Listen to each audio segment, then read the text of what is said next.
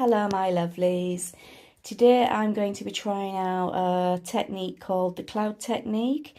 I first saw Daniel Cooper do this and I've seen a few other people do it as well, and I absolutely fell in love with the effects.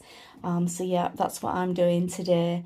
I've already weighed out my resin. I'm working with Apex Clear 1:1, which is really simple to use.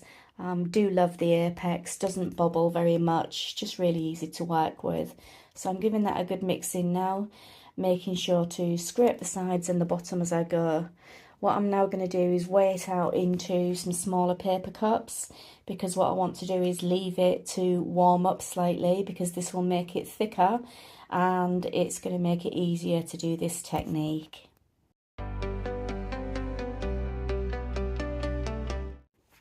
So now what I'm going to do is put in my Let's Resin Ocean White epoxy pigment into the smallest bit of resin that I've measured out.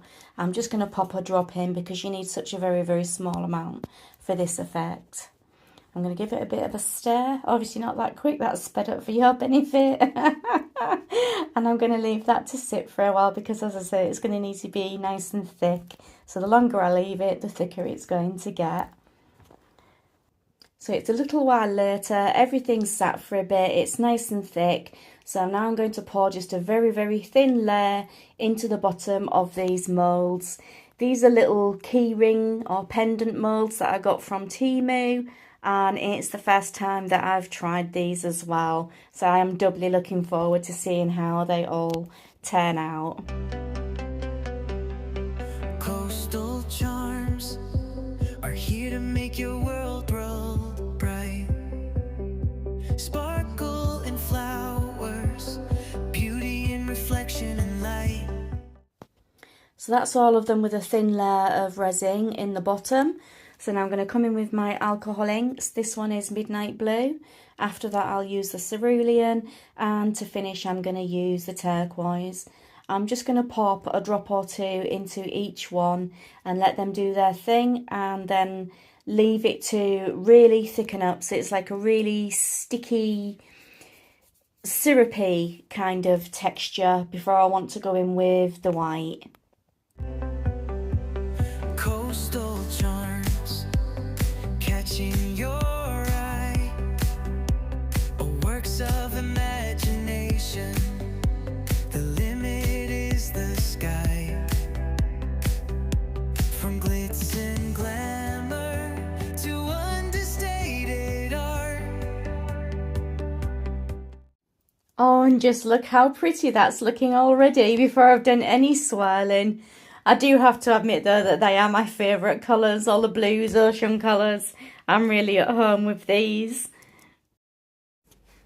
Now I've left these about half an hour. That's all they need really to get to the texture, the sticky, thick texture that you need. Just double checking that everything's mixed in properly, giving it another quick stir, and I'm going to drizzle everything off the stick into the moulds. And this is, as I say, the Let's Resin Ocean White epoxy pigment. You don't need very much at all. I'm just going to swirl it over the top without actually touching anything for this part, and then the fun part comes next. Classy creations from the heart. Coastal charms creating magic and stories to tell. Trinkets and treasures, memorial pieces and gifts, all part of our spell. Now I do have to apologise to you all as well, because the actual fun part where I get my dotting tool and start doing the lovely swirl patterns inside all of these moulds is not on video. My phone ran out of charge, I didn't have a charging cable, and I didn't realise there was no more recorded video until it was too late and everything was done. So the next bit of video you'll see will be going to everything demolded and looking rather beautiful.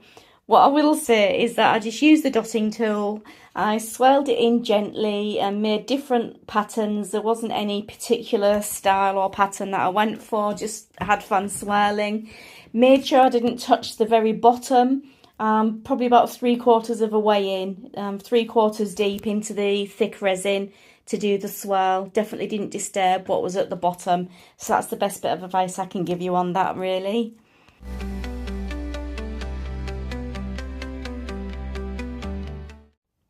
Oh my gosh, just look at these, aren't they absolutely stunning?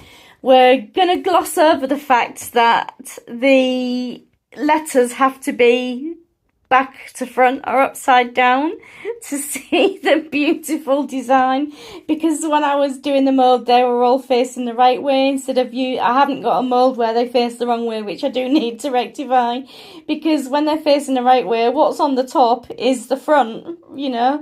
At least with these other pendants, look, what's on the bottom is the front, not the top, like with the letters. So, but look at that heart, look at the depth. It's like a rose or a you know, like a galaxy or something in there. It's lovely. I am so over the moon with how these have turned out. I honestly think this is my brand new favourite technique of all time. And now for the final reveal, and just look at that.